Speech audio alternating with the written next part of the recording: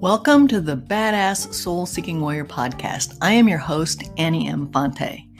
If you are looking to create a life that you love, you're in the right spot. Let's get started.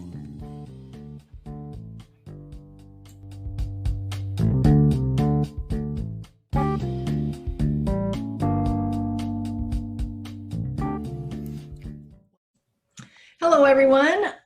Welcome to the Badass Soul Seeking Warrior podcast. I'm really excited to have a chat with our guest today. Her name is Kristina Paider, and Kristina is a world-class marketer and storyteller. Her company, called The Hollywood Approach, is a platform that leverages the art of neuroscience of story to help people accelerate results in their business and life.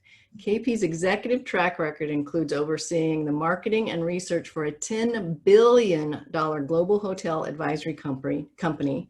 And prior to that, 2 hotel tech companies, all while moonlighting as a screenwriter. Her crime thriller script is in the works and her book is out. She travels by motorcycle, jumps into waterfalls, and is a guest chocolate chef. Now, that is a fun person, and we're going to have a fun conversation today. Kristina, thank you for carving out some time for us today. I really appreciate it. Annie, thank you. I'm thrilled to be here. Yeah, so I really want to talk a lot about your book today. The name of the book is called The Hollywood Approach, Script Your Life Like a Hit Movie and Live Your Wildest Dream. So I'm curious, Kristina, what inspired you to write this book, and give us a general overview of it before we dive in a little bit. Sure. So an overview of the book is really about using the same exact techniques that I use as a screenwriter, writing Hollywood feature films, and I've broken them down and help people in these chapters apply the same techniques and questions to their real life. So it's how to be a more active hero in your real life. That's the genesis of the book. And so many things inspired me to write this book.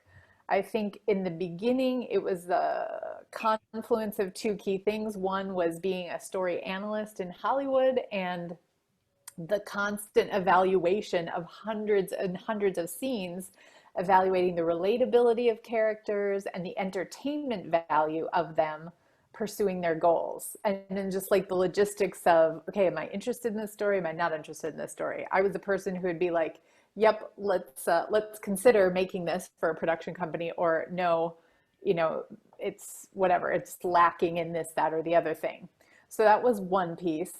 The other key piece was the experience of applying the same techniques I talk about in the book to my own very difficult and what felt like unsurpassable goal at the time, which was trying to drown my own panic attacks in the water by jumping into 27 waterfalls.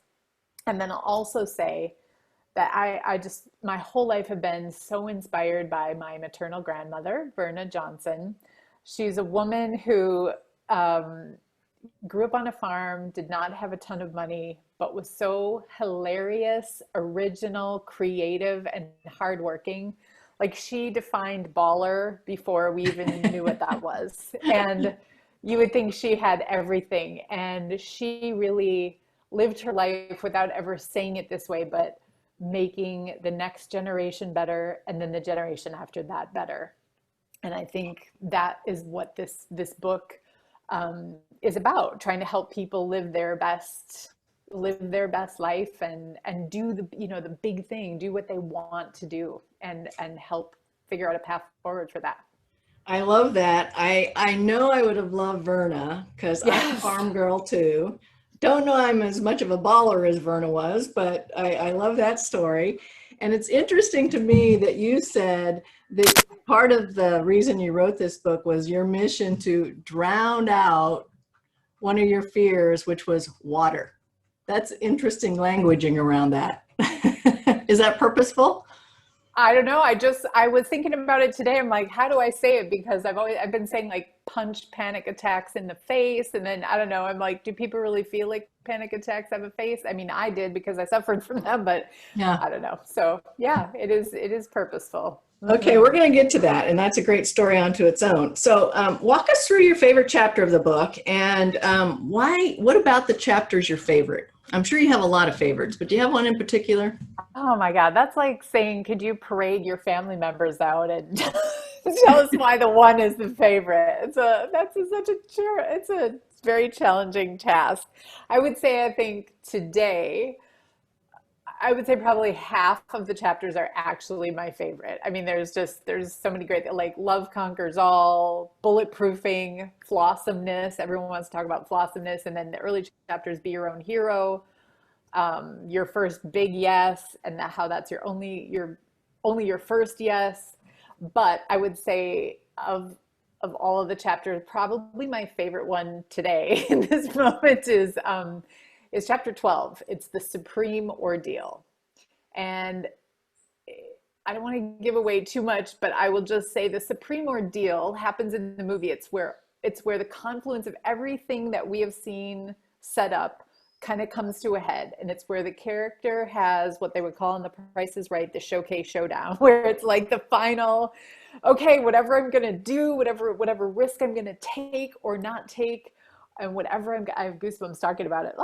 It's like whatever is gonna happen, whatever I'm gonna go for has to happen right now in this moment, and it's that big moment. And so this chapter talks about my supreme ordeal and the supreme ordeals of a lot of different characters, but mainly the three characters I'm following through the whole book, and just helps people break it down and understand what is all the things we prepared for.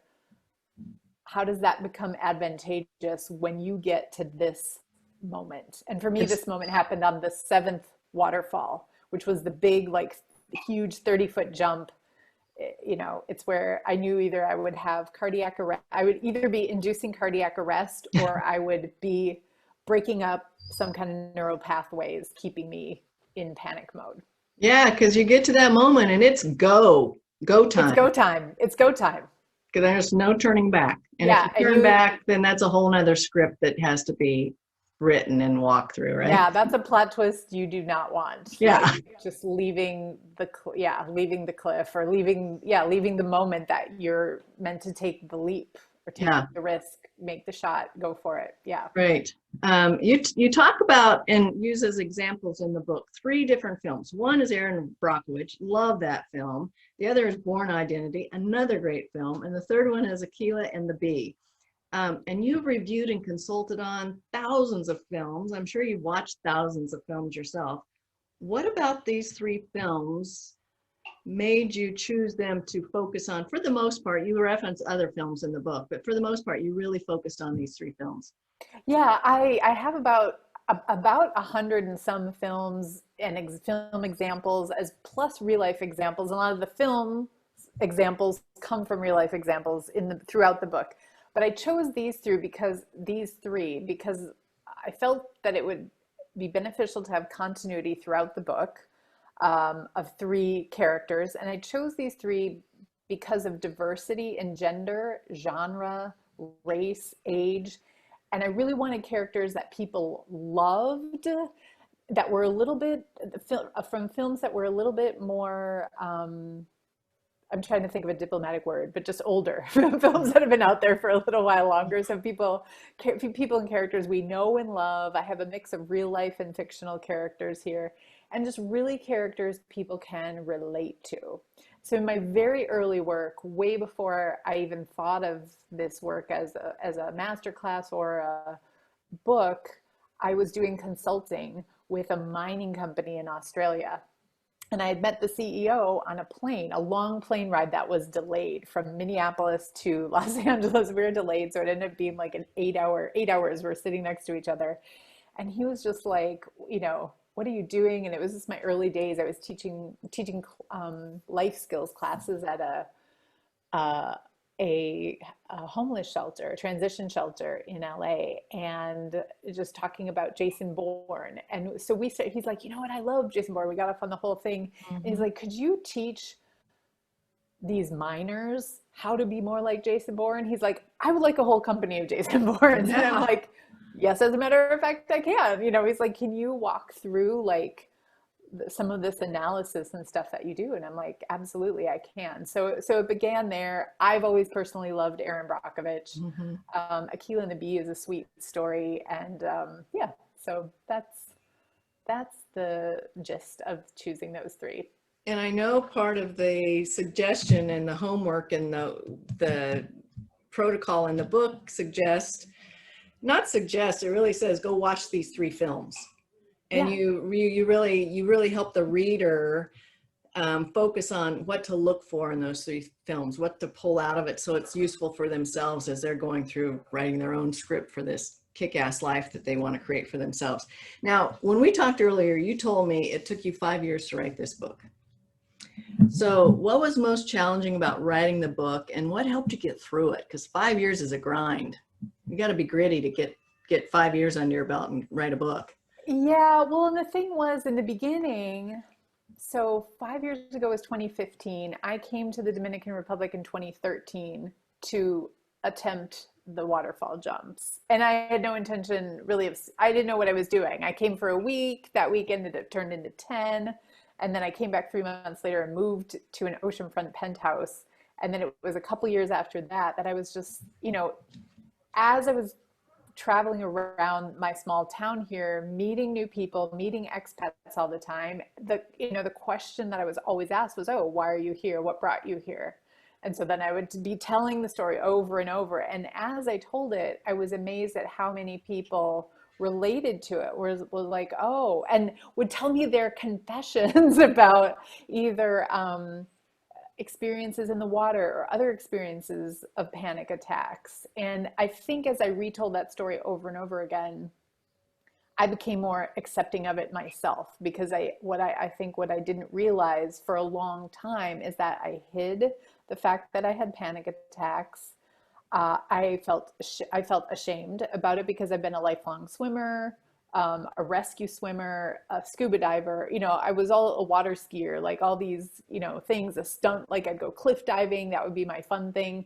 And then all of a sudden to not be able to put a foot in a pool without having a panic attack, I was embarrassed and ashamed. I didn't understand it. So there's a lot of things going on that were now, after I did the jumps, sort of integrating with myself, right? Like I was like, oh, okay. And the more I told the story, the more I got used to it. So I didn't really think it could be a thing. I'm like, so I was like, so I have this idea of marrying the concepts of the book, the concepts I used to create a fictional character or to create a story for feature film.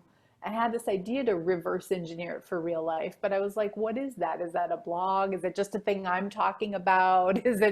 What is it? So I didn't really know what it was. And being a screenwriter, we have sort of this like sort of rivalry with authors, right? Like authors think screenwriters are too formulaic, and screenwriters think authors are a little bit too leisurely because we don't have the same boundaries or costs associated with each page we write. Anyway, so I just was like, I don't know what to do. I don't know what this is. I don't know what to do. So a longtime friend and colleague of mine suggested I do it as a class. So I began it as a class. What I didn't realize is I had no interest in public speaking at all. And so even, or teaching it was just, and there wasn't even tools. Like we didn't have what we have now. So it was a little bit early. I mean, there probably were tools had I sought it out or that been my space. So it kind of, I created the class, and then I just kind of like, well, I don't know what I'm going to do. Like, who am I going to teach it to? I don't know who wants, it's just like, it's not like, oh, Thinkific and Coursera and all the things that today in 2021, we're so like everyone's using. And then I was on a trip with my sister. So sorry, this is turning into a long answer, but I was on a trip in Africa. My sister's like, I really want this out in the world. She's like, go take your class and dump it into a Word document and see how many words you have, and then go finish writing it as a book. So it was kind of serendipitous. She said that, I did it. And then I went back. I was a writing coach for TEDx Cambridge and a writing instructor at a private school in New York, New Jersey. And I came back from that trip and I had dinner with my other writing coach, my fellow writing coaches and instructors, and one of them is a is a great publishing strategist. And she was like, she had helped me with my last book. And she's like, do you want some help on that? She's like, oh my God, I'm thrilled you're doing it. Do you want some help? And I was like, oh my God, now I have to do it. I'm like, of course I do. Like, to have that kind of talent and high level of input behind it was, I mean, that's amazing. Anytime you have that kind of mentorship offered to you in your life for something you want Yes, to you put out say there. yes. So you say yes, exactly. You say yes. So I did. And that was 27, was that? Anyway, I can't remember all the years now. I think it was 2017 or 2018. So then I really started working on it as a book, and developing it. And then through the book, that friend was like, you should teach it as a class, because then you'll really get people using the tools, so you know which ones work, which ones people understand, which ones you need to expand more, which ones maybe need to cut out. So it was that process. And I did not have, I did not feel, I never like to rush my work. Even though, like, in the past in the newsroom, it's all of that. But in something like this, that is really like, this is my legacy piece. I hope this reaches all of the people in the world who need it. And so I didn't, for that reason, I didn't want to rush through. So I just didn't. I took my time. I did 2 rounds of master classes. I taught them. I got all the input. I revised super heavily. And then it came time when it was ready. I felt when it was ready, I felt like it was ready. And then I went through the official 4 levels of editing. Well, it is certainly robust with content. I've read the book. I've looked back through it 2 or 3 times, looked at the exercises, and I want to swing back through all of that in a second. But I want to put the kind of the bow on the package of this whole reason that you ended up, and that I'm speaking to you living in Southern California. You're in the Dominican Republic. We're able to do this, thank goodness, given the technology that we have in our lives these days. But you ended up there, and you told a little bit of the story just now, but you kind of were headed that way for the wedding of a niece. Was that correct? A wedding of my cousin. Your Yes. cousin. Yes. And so talk to us a little bit about the challenge you were having, because I think this is valuable to our audience and it's informative to our audience. You were having these panic attacks. And if you can walk us through what that was about and how you decided that was something not only that you wanted to overcome, but you needed to overcome so you could continue on your journey and living a fulfilling life. Sure. So yeah, so like I said, I've been like a water baby my whole life. And I had rescued 2 boys from a riptide in Mexico in 2000. And a couple of years after that, I was cliff diving in Capri, Italy. And I came up for air after doing this big jump, and I couldn't breathe. I felt like I was being suffocated. And I was like, well, that's weird. And so what's really unique, I think, to me, as I talk to other people, and I'm not an expert on the subject of panic attacks, but what I found to be really unique is that I do not have any conscious, like, they are so subconscious or unconscious. Mm-hmm. I just kept doing these crazy water stunts that I've always done. I'm like, well, it can't possibly. I was in not only denial for a long time, but I was in disbelief that I could be having panic attacks. I'm like, how is it possible? Like I said, I did the rescue, I did this, that, and the other thing.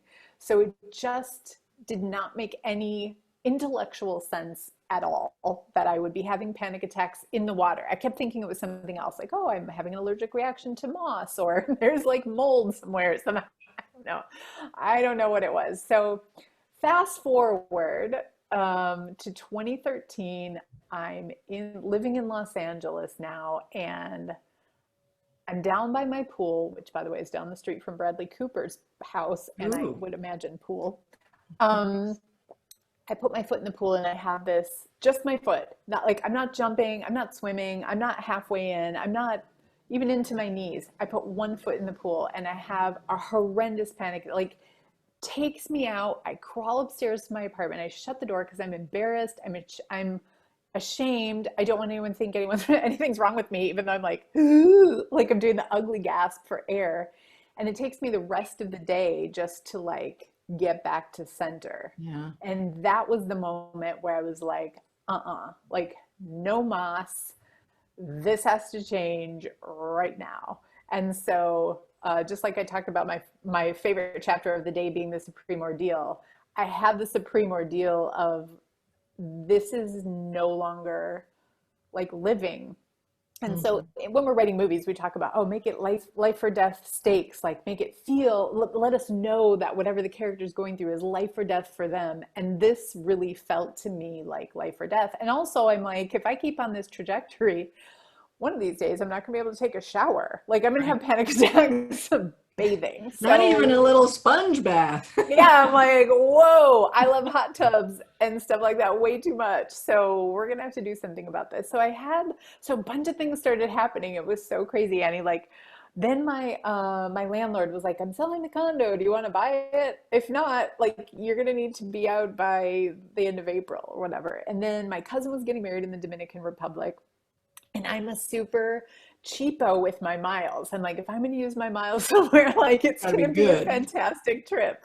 And my mom kept asking me, and I'm like, oh, I don't know. There's all this change going on. A client owed me 30 grand. Like I just had all these things. I was going through a change with another client, and it was like, what's going on? And my mom happened to call at that opportune moment, and I was like, you know what, let me just see what else there is to do in the Dominican Republic. And sure enough, what I saw that same day that I had that crazy panic attack was 27 waterfalls.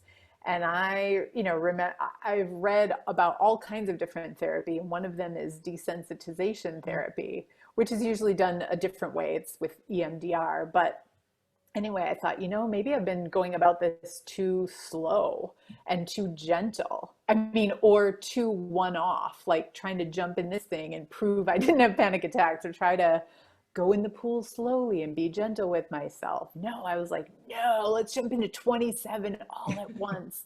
So that's what we're going to do. And because I didn't feel afraid, I just knew I'd have the reaction. It's really weird. It's a very strange feeling, and it's hard to even come up with a metaphor for what that's like, because I don't think we could compare it to like touching the stove, like touching a hot stove, but I don't know. It was just, I just decided to do it. And so that's what I was going to do. Yeah. And then you had you had your go moment for sure. Now, I'm interested to hear your explanation of this, because in your book, you talk about how we must be our own hero. So I'm curious, what do you mean by that? And how do we become our own hero in this thing called life that we're traversing through every day? Sure. Well, I think it's really, it's about making conscious choices. And so when we think about how to do that, it's like we've got to be specific first of all about what we want. We have to be specific and know what we want. And then it's about making conscious choices. So for example, in my scenario, had I waited around, I think I'd been waiting. I think like for a long time, I was very passive in the panic attacks of my life. I think I was passive about it because even though I was trying stuff, I wasn't trying enough. It wasn't enough of a focus. It was, there was part of me thinking like, oh, it'll just probably go away as fast as it came on. And again, I didn't know what I didn't know. So when I say be your own hero, it's like, really think about what you want. And I think that fateful panic attack that day was so arresting. It was like it grabbed me by the shoulders and is like, I'm not going to let you think about another single thing except you getting back in the water, which is the number one place you love.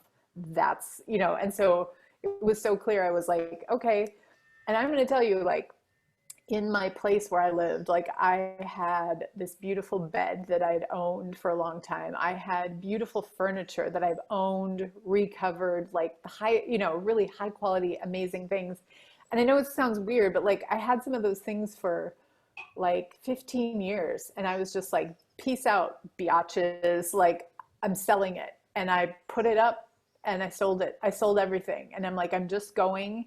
And I know myself enough to be like, look, if I needed more than a week, then I didn't want to be paying, $1 gazillion in rent in LA. And plus I had to move out anyway. Then I later found out as I was on the path.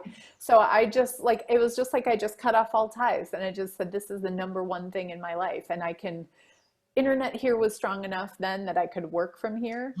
But otherwise that was it. And so, yeah, when I say be your own hero, I mean, really think about what you're choosing.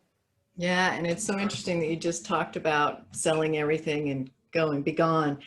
I was talking yesterday about what's currently your favorite word, and I said currently my favorite word is surrender, where you just have the courage and the trust to let it go, let the bed go, let the furniture go, let the people, places, and things go that really aren't serving us in a way that helps us evolve and level up in our lives. And so that was a big letting go, a big surrender on your part for sure.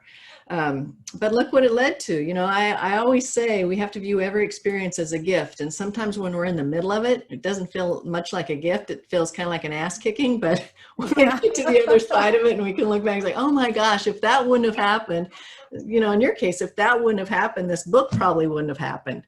You wouldn't have moved to the Dominican Republic and met the people you've met and done some of the things that you're currently doing. So, all right. Now, in your book, you describe a sacred call to adventure, or as you've described it also in your book, the next wildest dream. And you suggest to achieve this that we can walk through what is used oftentimes in corporate America. It's called the SMART goal process. So can we talk about that for a few minutes? Because I think that would be valuable for our listeners to hear how you break down SMART, which stands for specific, measurable, achievable, relevant, and time-bound. So can you pack some meat on the bones of that strategy and that process and how that could be useful and get it clear? I totally can. And it's really straightforward for a lot of people find it really straightforward. And I think that's part of why it works. And when you want your thing and you have your thing, you need the rigor around it. So I think, and so if we use my example, because we've been talking about this all along, and then I've got another one too, if we have time. Yeah, let's do it. The second one. Yeah. But like if we use my example, like and by the way, I've been doing this forwards and backwards for many years when I managed a team and also upward managed my boss, the CEO, my role and performance in a $15 billion company. So we went from 10 billion to 15 billion in part using this as a management system. So so we look at my goal in the waterfalls, like it was specific because I had known all the things that I had done in it before that didn't work. And so it was specific in, okay, I am going to this country, I am jumping into 27 waterfalls. It was measurable because it was a little more vague than maybe I would usually want to go for, but it was specific enough or measurable enough because my thing was I wanted to break up the neurosecurity in my head. And I figured that a jarring 27 jumps would probably, I actually wondered too, because I'm like inciting one panic attack after the other. I just really wondered, like something has to break. Either me or the circuit. It needs a pattern interrupt for sure. Yeah. So for me, the measurability was when I finished, I wanted to be able to get into the water without a panic response. That was my goal. Yeah. Achievable, like a lot of my students will say, "Yep, I think so, but I don't really know, but I think so," and that's kind of what we're going for. Seems like the most logical thing I can come up with in the moment. Okay, good enough. Relevant, is it relevant to your life, your business, your family? Of course it is, because it's relevant to water safety. It's relevant to whomever might be stuck in the ocean or a riptide next time that I'm the only one willing to go after. It's, relevant for my own health and well-being. And then time bound, because I booked that ticket. The wedding was the impetus. And I also had a second trip with my niece and nephew in Europe, and we loved swimming together. So it was really important to me to be able to do that with them without them seeing me scared or freaked out. So those are how I break it down for my own. Okay, I like that. And that, like you said, that process has been used widely to create a lot of success, whether it's in our personal lives, business lives, relationships, those kinds of things. And you cover it really nicely in the book. So for all of our listeners who are interested in diving into that, get the book and read it. Now, also you say in the book that we have to be our own hero or heroine. In order to do that, I mean, that we have to address our flaws. Now that's never fun. It's uncomfortable, it's challenging. So what are your suggestions? How do we tackle that? How do we go about doing that, addressing our flaws, and why is it so important? Well, it's so important because our flaws are another piece of information. So I like to describe screenwriters as masters of information. And there's a lot of different ways we can think about that. You can think about transforming an 80,000 word book to a 20,000 word screenplay. So you could think about it that way. Or you could just think about, okay, this is a screenplay with 8 or 10 or 12 or 20 characters, and you have to keep all their different personalities and storylines straight. And how do you pick how do you pick the things that stay? And then how do you choose the things that leave the actual script that gets made? And by the way, for a $69 million film, one page is valued at $500,000 of production value. So it's a very, very, very important decision. So when we're looking at character and we're looking at our own character, so we know our strengths. So I could tell you my strengths to the path of my goal of overcoming panic attacks. And so we want to look at that as information. Okay, here's the information that can move me forward. We also need to look at the information that could hold me back. Yeah. In order to identify the gap and in order to identify additional resources or allies or other things that I might need to be successful. So when we're thinking about our own goal, another way to think about this question, especially if we analyze like pick an old past success story of your own. So maybe it was a time you were a Girl Scout or a Boy Scout or, you know, a little mini soccer player or a trombonist or whatever you did. And then we analyze that like a Hollywood film. So we look at what's working, what's not, what works in our favor, where do we kind of maybe need a little extra nudge. Again, another way to ask the question is, what's keeping you from that goal? What's holding you back? So for me, it could have been, I didn't really take it seriously enough for a long time. Like I didn't prioritize it would be like a good, and is that a flaw? I don't know. Yeah, maybe flawsomeness. Maybe I was in denial or disbelief. Maybe I procrastinated. Maybe I just didn't identify the problem correctly. Right.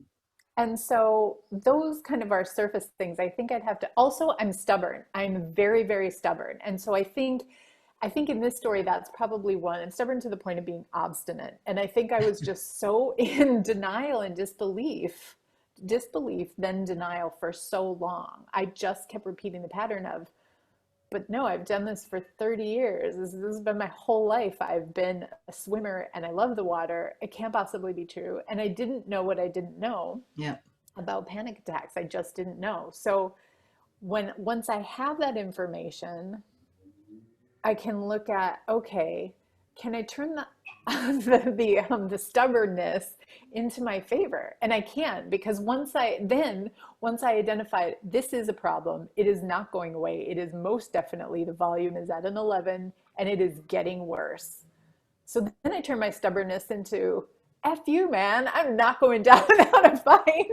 And so if you want to take me panic attacks, you're like in for another thing. So let's go to 20, let's bring it outside to 27 waterfalls. So it's kind of being playful with it. Sometimes sometimes really to get to your own flawsomeness, I know it can be hard. And sometimes we can only do it in retrospect. So if we look at past stories from way past, we have a little more perspective and maybe a little more diplomacy and sort of grace for ourselves to be like, oh yeah, I was whatever the thing was. We can be a little more lighthearted about it.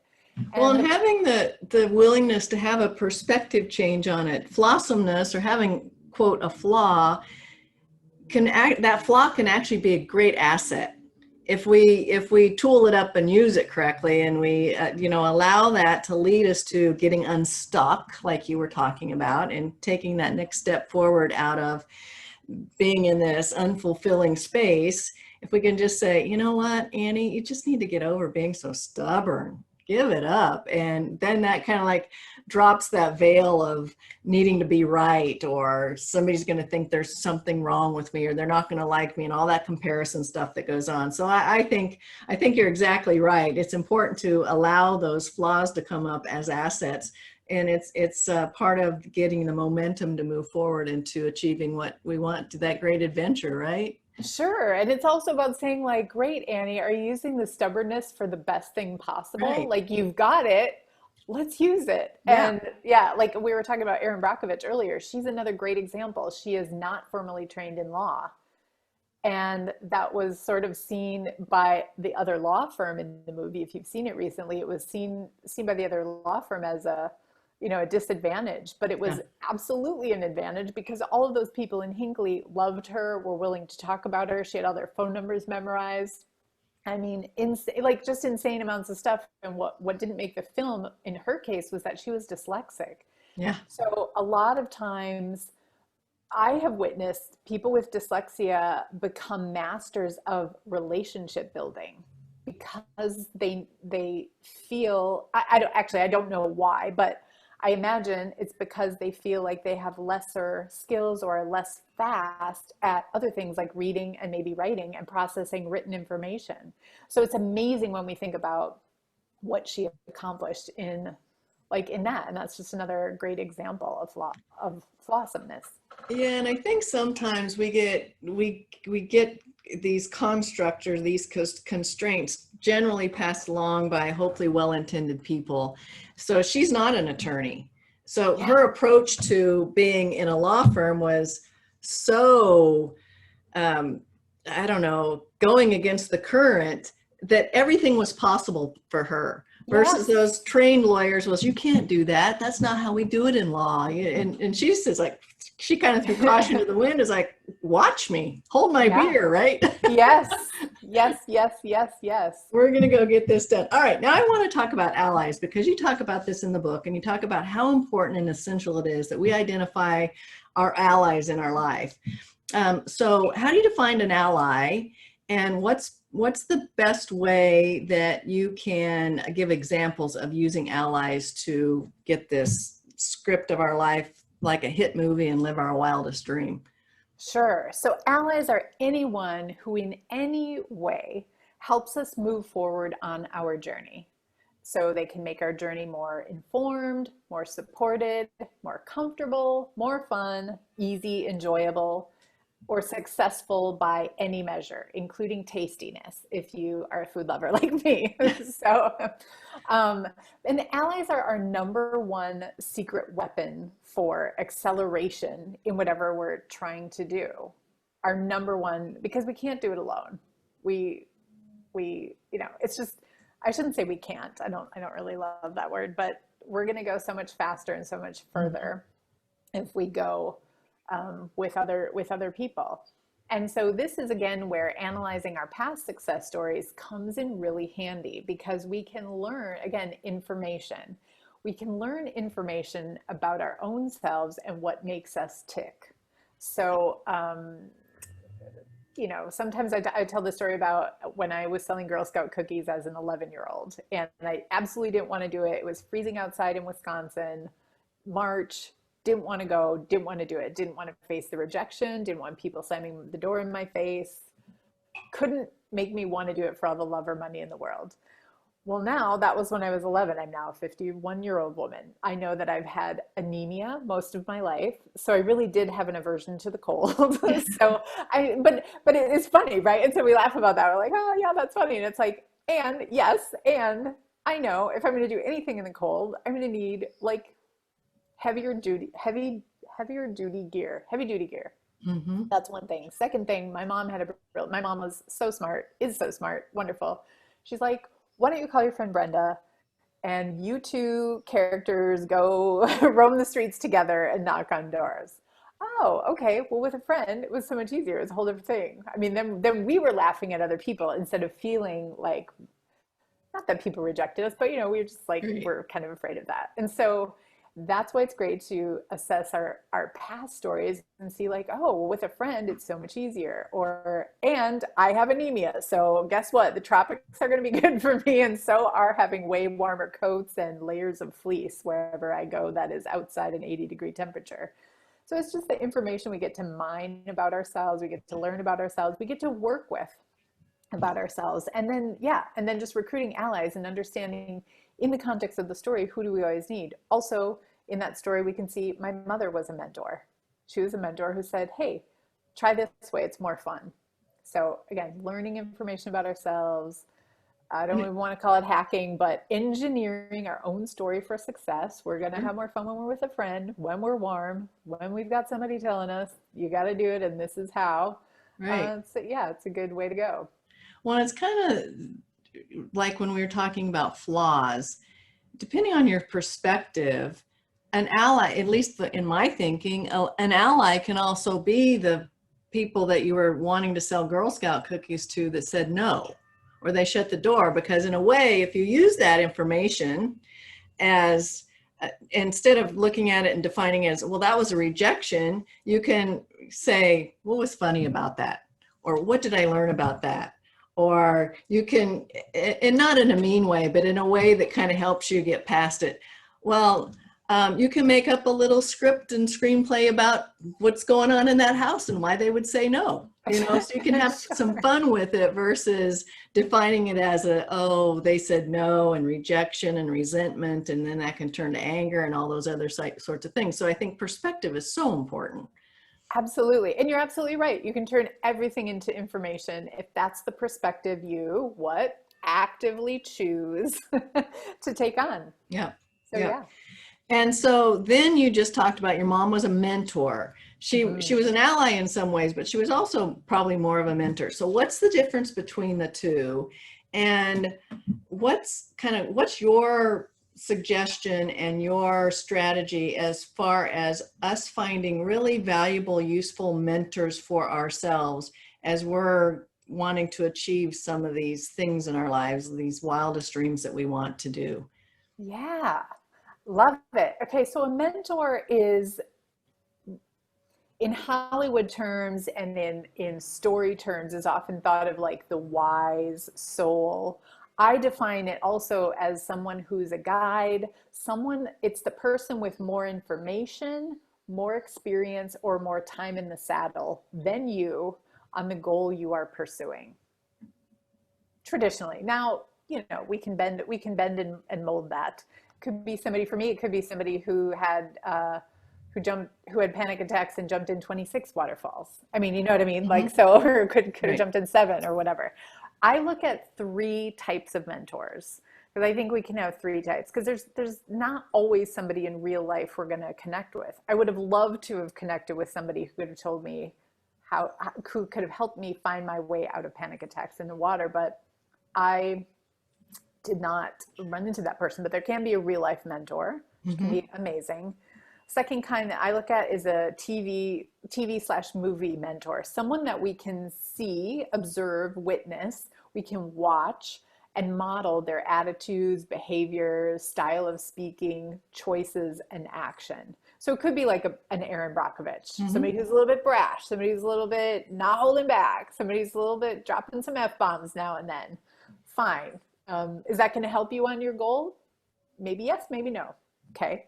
So it's for you to choose. And then the third kind that I look at is I call them figurative mentors, but they might be people I've heard of. So in my journey, after jumping in the waterfalls, I was looking for people to inspire me, for characters to inspire me. And I heard this, my parents told me a story of this woman at the lake. Her name is Ruth Kay. She was in her 80s and she swam in this freezing ass cold lake, Lake Ogibic in the Upper Peninsula of Michigan, like every day from May to September. And everyone called her their mentor, I guess. And I just thought of her. I would think of her when I would swim in pools or the ocean here. And then another person that one of my writing clients told me about was her mother, who organized a swimathon. Her mother faced mental health challenges, but when she heard about a family in need after the mother of the family was murdered, she organized a swim-a-thon in her community and decided to swim for as many hours and had people pledge for, I don't know, something, whatever it was, the money per minute. And there was a time period, and I kind of get choked up thinking about this woman's bravery and just all that this woman faced growing up and being a mother at that time in the 80s when there wasn't as much known about her mental health. Yeah. And just what she had to overcome and what she couldn't overcome, but what she still did in the water just amazes me. And I remember many times there was a time frame where I decided to swim laps in my pool in the apartment complex I was living in. And I thought of, I call her Mama Wilson in my head. I thought of Mama Wilson every day that I swam. And I just, as I'm swimming, I thought, what in the, what drove her? And that woman, and Mama Wilson, as I call her, was, she kept a scrapbook of all the news. There were like tons of newspaper articles about about this fundraiser she did and what she did. And my client had told me that she remembered seeing her mom that day before she jumped in the water and just looking so fierce. And I don't even know, I never saw a picture of this woman, but I just pictured what this young girl must have thought about her mom after seeing many struggles that she had and having this moment of fierceness. It just, I don't even know if I'm making any sense with this story, but it chokes me up. And and that's what matters. We are all choosing mentors. What matters is that it's somebody that hits you in your heart and soul, and that you can think of this person and be inspired by them and keep them with you. Like I thought of these people with me as I even, and I don't know where it fits in these categories, somewhere probably between 2 and 3 or 3.5. It can also be a fictional character, Superwoman, Spider-Man, the characters in Harry Potter that were inspiring to you, that they don't even ever have to breathe the real breath, but they were very much alive on a page, or they were very much alive in a story you heard as a child, and you just couldn't stop thinking about them. And so they can be like, for you, this gal who was the swimmer, you just, that's who you dedicate getting past your panic attack to, is, boy, if she can do it, then I'm going to stick with it until I get it done. Yeah. So I think, and it's like where you find inspiration, you find it somewhere, snatch it right up, because when you get to the next best place you can be in your life, everybody else, the rising tide lifts all boats, right? And so, you get to do better things in your life. You get to help other people do better things in their lives. So, yeah. And on the other side of having a really admired mentor, whether you have personal contact with him or not, then in turn, because of how you be in your life and how you present things, you're a mentor. How many people are you going to mentor with this book? You may never meet some of these folks, but in some way, shape, or form, you're going to have a huge impact in their life because you gave them a formula that they can follow to create a life that they love. So I think when you have a good mentor, I think it's a good goal to be a good mentor. Whether you're asked by someone or whether you do it through, I've written a book, you've written a book, by the words you put on a piece of paper, or how you treat someone at the grocery store, or what you do for your neighbor, that all matters. It all matters. It all matters so much. Yeah, absolutely. Really good. Okay. The other thing that you consistently talk about, and you even mentioned it a few minutes ago, is the importance of our choices and our actions that we more or less like inspired actions. So what are some tips on how we can make, I don't want to distinguish good choices from bad choices, but I always say to folks, where you are in your life currently is a result of the choices you've made up until this point. And I think all of us, myself included, I've made some not great choices in my life. And the circumstances and the result of that, not so good.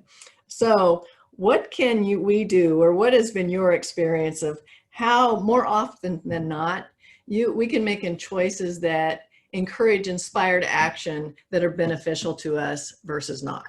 Sure. Well, I think a key premise to that is understanding that 95% of our choices are made subconsciously. They're Yep. made by our subconscious mind. Mm-hmm. So I'm starting to talk about this thing that I call nurturing your subconscious, because I'm actually less concerned about the poor choice, like if it's a one-time poor choice, than I am about the cumulative passive choices we make.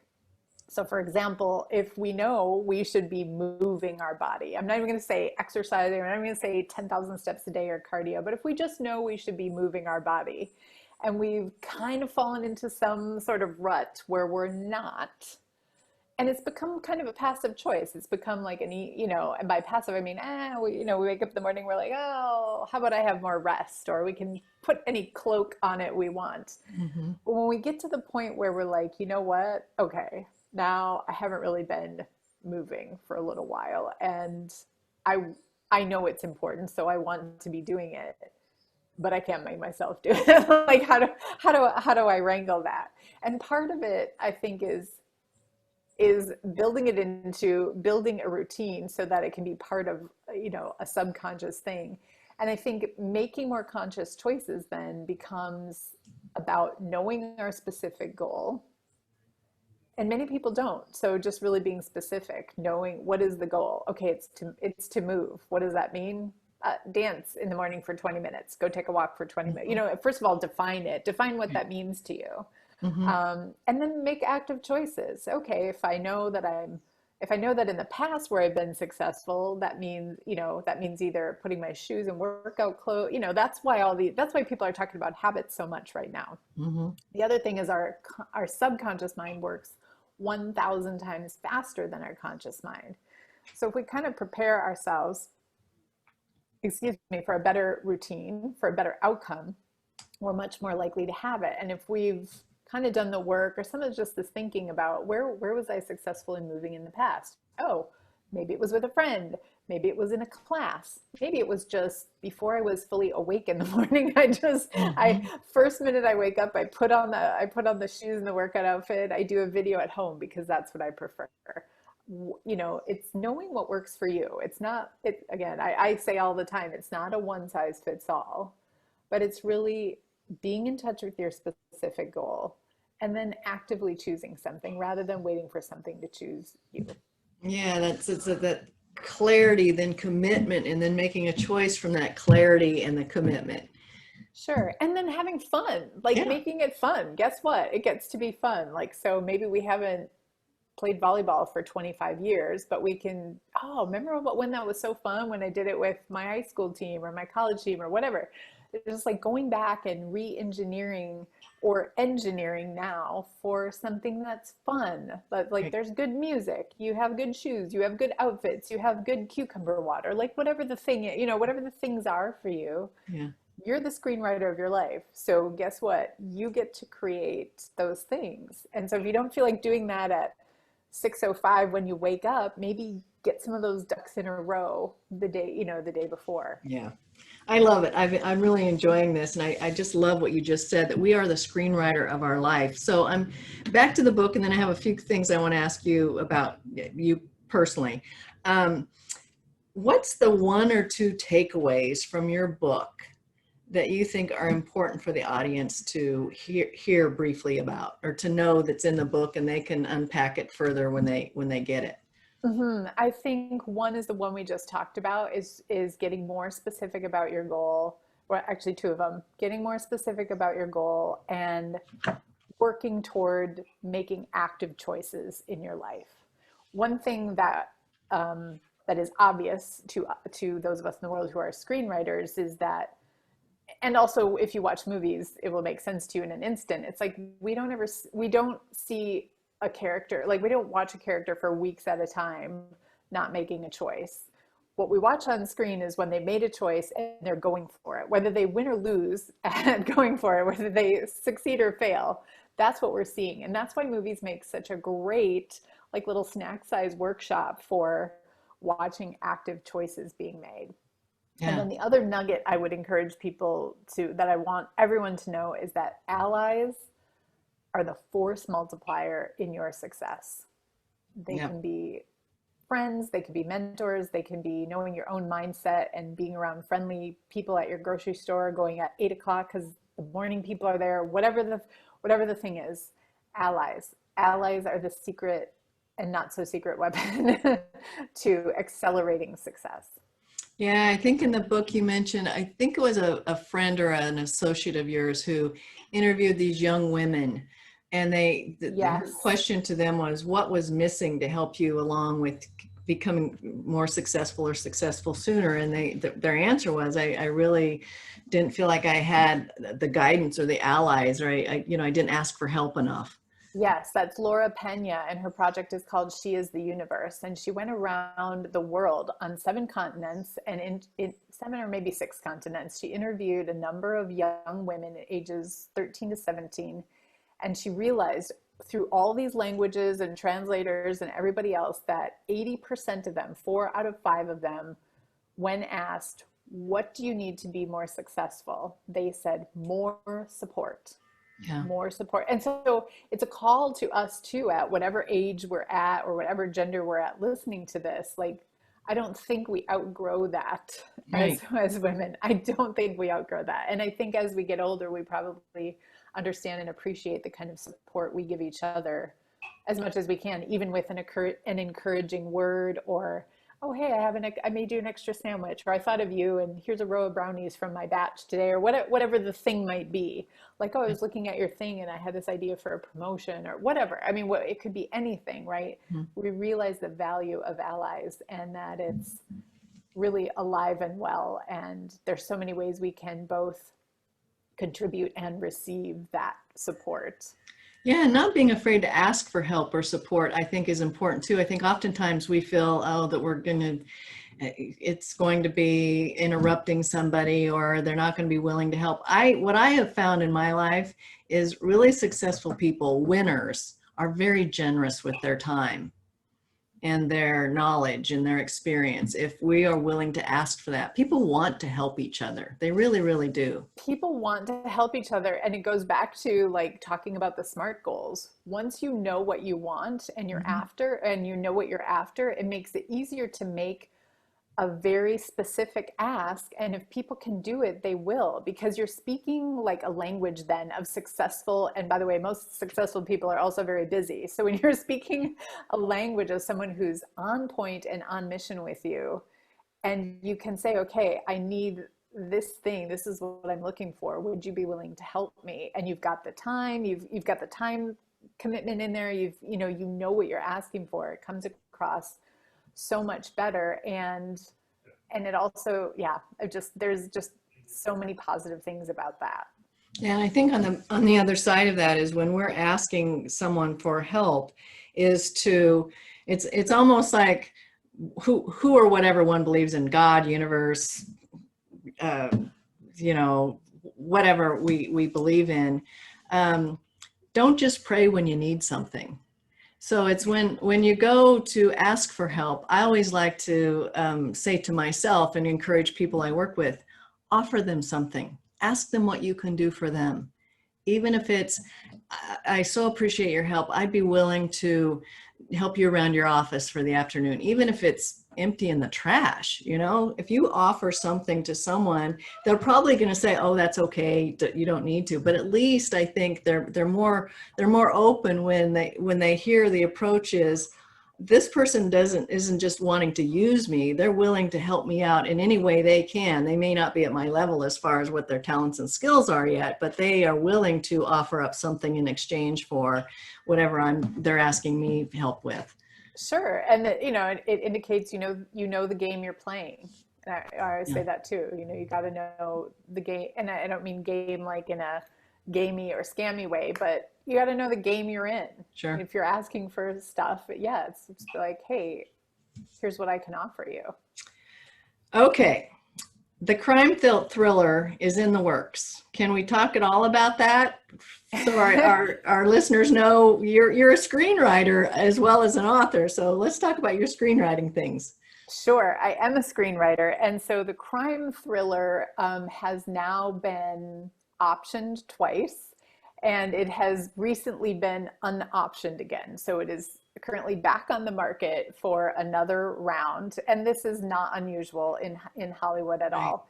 It's a story that is similar to, well, I can say that Magnolia Films, Tom Cruise's company, turned it down because it was too similar to Minority Report. But it has essences of, not meaning it was the same or something like that, but just it looks like it's a variation of that. So it's in the vein of the Bourne Identities, Minority Report, those kind of enemy of the state kind of films. Fun. Well, let's put some good energy around that because it sounds great. I'd love to see it on the big Thank screen one you. day. I'm excited about it because it's got a strong male protagonist and a strong female neuroscientist co-protagonist. Fun. Yeah. Okay, let's talk chocolate. Okay, let's talk chocolate. Yes. You're a guest chocolate chef. So I'm curious, what's the best chocolate you've ever tasted? Tell us. Tell us the best chocolate.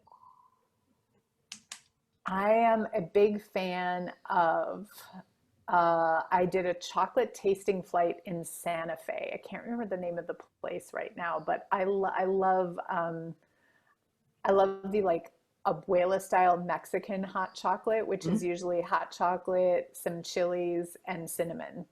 Has a little kick to it.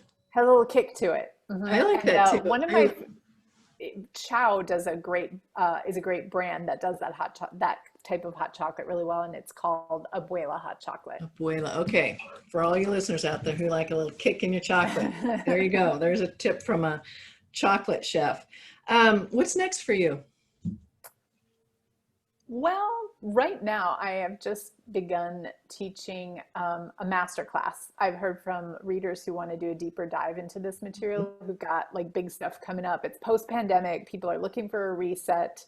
Some people have asked if they can come here and do a island retreat. So that might be in the future. We'll see if there's enough interest for that.